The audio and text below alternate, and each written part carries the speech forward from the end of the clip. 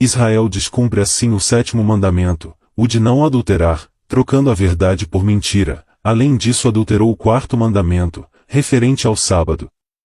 O verdadeiro sábado descrito no mandamento se refere ao sétimo dia no reino, ou milênio do Messias, onde todos os salvos e os anjos se reunirão com o Pai. Por isso que o mandamento original diz para lembrar do sábado para o santificar, ou seja, para lembrarmos do reino do Messias, para estarmos em santidade e assim participar do reino do Messias.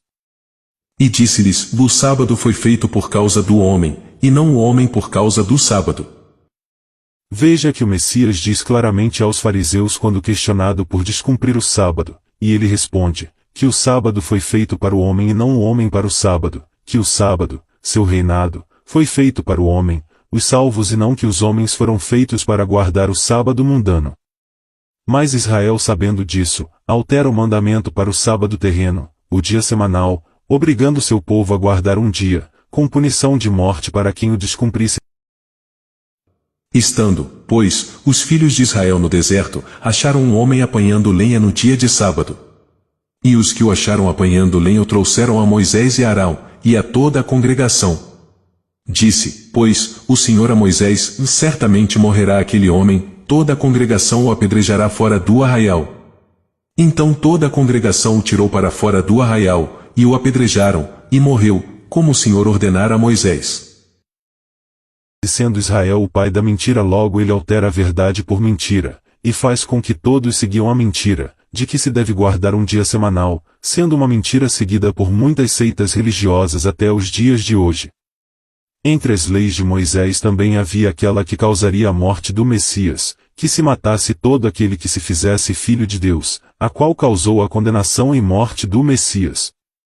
Na doutrina judaica não existe a crença de intermediadores, na sua doutrina Deus está diretamente neles, como se eles fossem deuses, e quando o Messias veio a esse mundo revelar o Pai, e por ser o caminho até ele, logo os judeus não creram nele, pois para eles não havia caminho até ao Deus que eles criam. E quando o Messias se proclamou como filho do Altíssimo, os judeus consideraram como blasfêmia, mas como se somos filhos do Pai, criação dele. Mas segundo a doutrina judaica não existe isso, você é seu próprio Deus e não filho dele, por isso o condenaram à morte. Por isso Moisés, amando de Israel, escreveu tal lei, para que assim quando o Messias viesse a este mundo fosse morto, pois Israel doutrinou seu povo desde Moisés a crença de que não haveria intermediadores entre Deus e seu povo, a não ser sua lei, a qual deveria ser seguida à risca, onde os judeus tinham a lei como sendo a salvação. Por isso não creram no Messias, já que ele veio anular tais leis de morte e pecado e proclamar a lei de vida do Pai, o amor ao próximo.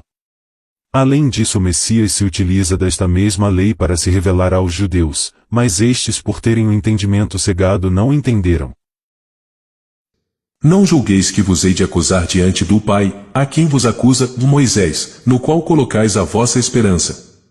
Pois se cresceis em Moisés, certamente creríeis em mim, porque ele escreveu a meu respeito.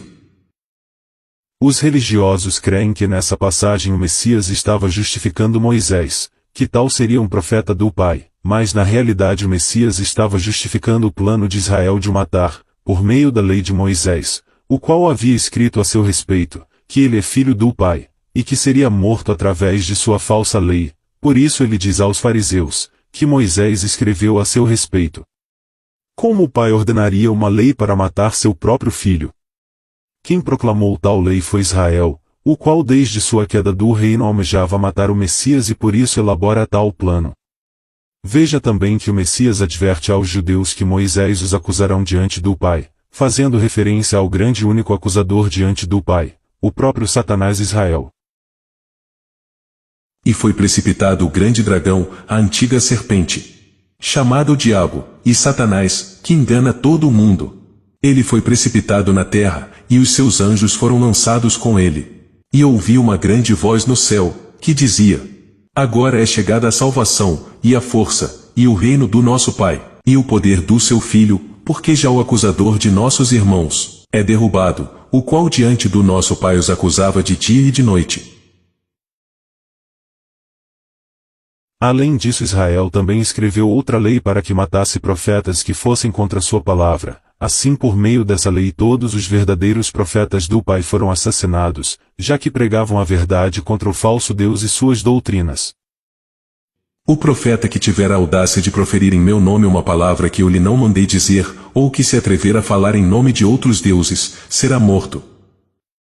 Tudo foi premeditado por Israel, ele doutrinou fortemente seu povo a seguir suas leis de morte e pecado, as quais também foram escritas em pedras, mas diferentemente da verdadeira lei do Pai, que foi ocultada, estas foram deixadas à mostra de todo o povo. E Josué escreveu estas palavras da lei de Deus, e tomou uma grande pedra, e a erigiu ali debaixo do carvalho que estava junto ao santuário do Senhor. E disse Josué a todo o povo: Eis que esta pedra nos será por testemunho, pois ela ouviu todas as palavras que o Senhor nos tem falado, e também será testemunho contra vós, para que não mentais a vosso Deus. Ainda segundo a lei de Moisés, Deus deveria ser temido, diferente do Pai que deve ser amado, já que Israel era um Deus opressor, tanto que ele determinou várias maldições aos que desobedecessem às suas leis, incluindo enfermidades, morte, humilhações, fome e tantas outras maldições. Se não cuidares em cumprir todos os seus mandamentos e os seus estatutos, que hoje te ordeno, então virão sobre ti todas estas maldições, e te alcançarão, de maldito serás tu na cidade, e maldito serás no campo. Maldito o teu cesto e a tua amassadeira. Maldito o fruto do teu ventre, e o fruto da tua terra. E as crias das tuas vacas, e das tuas ovelhas. Maldito serás ao entrares, e maldito serás ao saíres. O Senhor te ferirá com as úlceras do Egito, com tumores, e com sarna, e com coceira, de que não possas curar-te. O Senhor te ferirá com loucura, e com cegueira, e com pasmo de coração, e apalparás ao meio-dia, como o cego apalpa na escuridão, e não prosperarás nos teus caminhos, porém somente serás oprimido e roubado todos os dias, e não haverá quem te salve. Moisés até obrigou o povo a recitar tais maldições, conhecidas como as 12 maldições, para representar cada tribo de Israel e assim obedecerem cegamente a seu Deus. Já o Messias agiu ao oposto, ele abençoou a todos em seu discurso perante o povo, a chamada bem-aventurança, o que deu início à sua pregação, demonstrando assim, que ele ao contrário de Moisés, que estava doutrinando através do medo e morte, ele por meio do Pai, veio para amar e conduzir a vida. Veja que o Messias descumpriu todas as leis judaicas, a exemplo o apedrejamento da adúltera, que pela lei de Moisés deveria ser morta, mas pela lei do Pai foi salva, graças ao perdão do Messias, o amor ao próximo. Da mesma forma a cura dos leprosos, que segundo a lei de Moisés deveriam ser expulsos da cidade, enquanto o Messias os acolheu e curou. Assim como a mulher que sofria de fluxo menstrual, que segundo a lei de Moisés estava contaminada, nem poderia ser tocada, por tal motivo teve medo de se chegar ao Messias e tocou somente sua capa, mas ele abertamente sabendo do fato chamou a mulher até si e a acolhendo. O Messias ainda curou durante os sábados, o que para os judeus era uma violação da lei. O Messias refutou todas as leis de Moisés, como a lei do juramento, e principalmente a lei do talião de Israel, instaurando em seu lugar o amor e o perdão. Além de descumprir tais leis, ele ainda se tornou maldito perante a lei de Moisés, já que ele morreu num madeiro e segundo a lei é maldito todo aquele que morre de condenação num madeiro. Como o Pai estabeleceria uma lei que faria seu povo não crer em seu filho, mataria seu filho e ainda por cima o tornaria maldito perante ela? Percebe como é algo totalmente ilógico. Isso porque o Messias não veio cumprir as leis de Moisés, mas sim as leis do Pai, os 10 mandamentos, os quais ele cumpriu fielmente através do amor, a base da lei, ao passo que a lei de Moisés tinha por base o pecado a qual levava à morte. Não cuideis que vim abolir a lei ou os profetas, e não vim abolir, mas cumprir. Porque em verdade vos digo que, até que o céu e a terra passem, nem um jota ou um tio jamais passará da lei, sem que tudo seja cumprido.